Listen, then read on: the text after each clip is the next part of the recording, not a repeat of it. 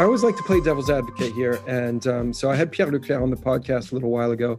And I talked to him about the DS brand, which he does not manage, but nonetheless, he's part of the PSA team. And I wanted to get his perspective. And so Citroën always had these, amazing products, right? I mean, they collaborated with Maserati at one point. They had the CX, they had the DS, they had, all of these amazing luxury cars.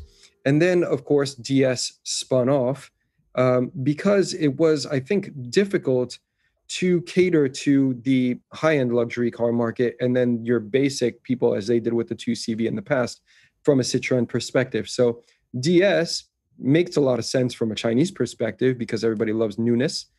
Come out with DS. And then to me, it kind of, and it's no real secret, I think the brand kind of fell on its face. They came out with some really cool concepts. Nothing really ever materialized. And you looked at DS and you looked at Citroën and you were like, what's the point? And I'm definitely prepared to eat my hat here because when I saw the DS4 come out, it is, again, a typology blurring vehicle. It's going to be a competitor to a high-end Golf, no doubt. It's a hatchback, but that is the best-selling vehicle in Europe, typology-wise, so why not? And I think that the designers did a very good job putting that car out and making it look premium, something that I would argue that previous vehicles did not look from the DS brand in the past, save for some minor details and gimmicky stuff. So what's your take on this? Because that to me is, DS finally coming into its own. Perhaps you'll disagree. Yeah, no, I don't disagree. I'm not sure it's a huge story. I think they've done an exemplary job. You can I've got some sense that the package probably wasn't the one that all the designers would have jumped at. It looks like it's still sort of having to accommodate a sort of an ICE heavy nose, as well as being EV options.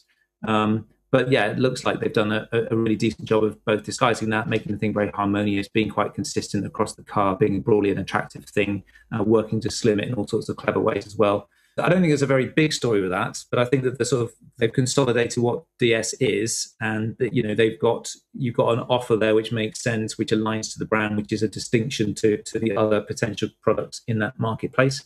Mm-hmm. For me, it's probably more about some of the sort of subtle details, particularly on the inside of the car, which is often I think where DS can win because they're not going to reinvent the world technically, because they're obviously incumbent upon using Peugeot, Citroën packaging and platforms and technologies. So as a premium brand, they're never going to be able to really push the envelope perhaps. So they're doing, in some respects, similar to that Hyundai. They've really got a lot of exquisite, probably quite expensive to realize exterior form, detailing. And then when you go into the inside as well, it's a small thing, but the way that the nature of the seat extends into other areas of the car beyond just the seating. And it immediately speaks to you when you see that interior, that there's an emphasis on comfort. And not just comfort as in not bumping around, but on the sort of lusciousness of being there, being ensconced in that car. It is the antithesis of something which is a bit more cool and clinical, like an ID3. So I think they've done a really decent job. But I don't think there's lots and lots of stories to tell. I mean, you've started talking about this by mentioning the earlier Citroën, and clearly that was then and this is now, and it's a different place. But there isn't an awful lot, I think, of a relationship between the sort of pioneering conceptual thinking that sat behind even the traction that set the 2CV and the DS and the SM and the GS and the CX, of course. I don't think that there's a translation across to that. But in today's space, the DS, I think, 4 has done a decent job. I guess the small thing in my mind is the DS4 before was always a little bit uncomfortable with its proportions, and they've obviously got around that, which is great. But actually, you know what, the DS5, that was something which had quite interesting proportions. I was always quite a believer in that design, yes, because it was just a little bit different, a little bit, from a distance, that was a distinct vehicle because it had got slightly unusual proportions. And I suppose there's a bit of me that misses the sort of vivaciousness that had. Yes, I agree. It was far more unique in that regard. I mean, this is a very well done hatch in a sense. I mean, they are calling it a crossover because I think that's the fashionable thing to do, just like the Hyundai. It's a hatchback that's a little bit beefed up, that has a hell of a lot of technological content as well. And in its aesthetic, when you look at just the forms that they've chosen to use, it's very much kind of, fashion, future. It's a bit of everything edgy, right? and I quite enjoy that actually, and luxurious as well. I mean, they're playing the cards, they're playing all the right cards. Yeah, So and I think somehow, that's good. yeah, I think somehow in that mix, the balance for me is that they are also not. It's not to every man. It's not a design that everybody will go for.